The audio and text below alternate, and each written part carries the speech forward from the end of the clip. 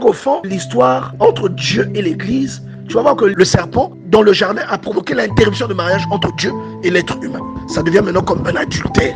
Et à ce moment, il y a une scission. Et maintenant, le Seigneur Jésus vient faire la réparation. En fait, c'est le même conjoint depuis le début. Mais qui finalement prend un masque, il se déguise pour venir prendre la sanction de son épouse. Venir dire non, non, non, non, ne la lapidez pas, lapidez-moi à sa place. En quelque sorte, c'est comme un remariage. Il lave son honneur. Parce que quand on punit quelqu'un, l'autre personne est maintenant exemptée. Elle est maintenant justifiée. Puisqu'on a déjà puni quelqu'un à cause de la faute. Sauf que ce n'est plus le coupable qui est puni. Donc c'est le conjoint par amour pour sa femme qui vient se faire punir pour la faute de sa femme. Tu vois même ce que le Seigneur Jésus manifeste devant la femme adultère. La femme là méritait normalement la lapidation.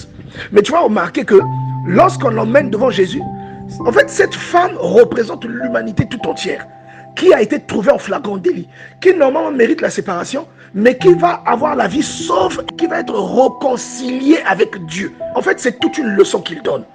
Donc Jésus empêche à cette femme d'aller vers le châtiment qui lui était réservé. Tu retrouves Ésaïe chapitre 53 dedans. Tu retrouves l'illustration de l'agneau qui va à l'abattoir à notre place et sur qui sont chargés tous nos péchés. Tout le châtiment qui aurait dû tomber sur nous est chargé sur sa personne. Et nous, on est maintenant justifiés. C'est pour ça qu'on dit que Dieu a tellement aimé le monde qu'il a donné son Fils unique afin que quiconque croit ne périsse point. Donc au fond, tu vas voir que l'histoire entre Dieu et l'Église, c'est l'histoire d'un homme qui est trompé par sa femme. Et comme sa femme est exposée à la mort, il a pitié de sa femme parce qu'il est miséricordieux. Il va pardonner à sa femme, la sanctifier pour qu'elle devienne irrépréhensible. Et il va lui donner la possibilité d'être de nouveau réunie à lui, pour lui redonner l'héritage qui lui est dû. Et c'est même ce que tu vois, même la naissance de Jésus est liée à ça. La naissance de Jésus-Christ explique ça. Parce que Marie, on ne connaît pas l'auteur de sa grossesse.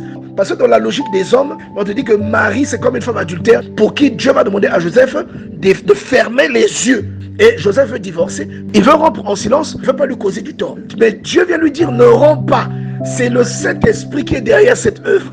Donc qu'est-ce que Joseph va faire?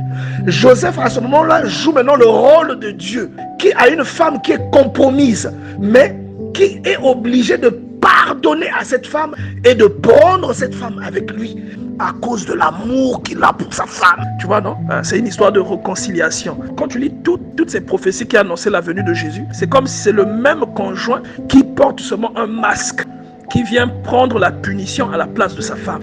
Tout ça, c'est des détails qui expliquent seulement une seule logique. C'est un homme qui est trompé en Éden et qui se sépare de sa femme à cause de cette profanation, mais qui finalement prend un masque, il se déguise. Il vient maintenant prendre la punition que sa femme mérite. On le frappe à la place de sa femme. Ésaïe chapitre 53. Il va maintenant donner à sa femme l'occasion de célébrer maintenant des noces. Des noces qui vont dépasser les précédentes.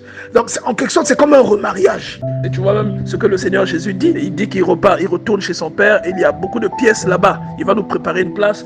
Et quand il dit vous, même s'il parle au pluriel, en réalité, il est en train de parler à son épouse. Il parle à son épouse.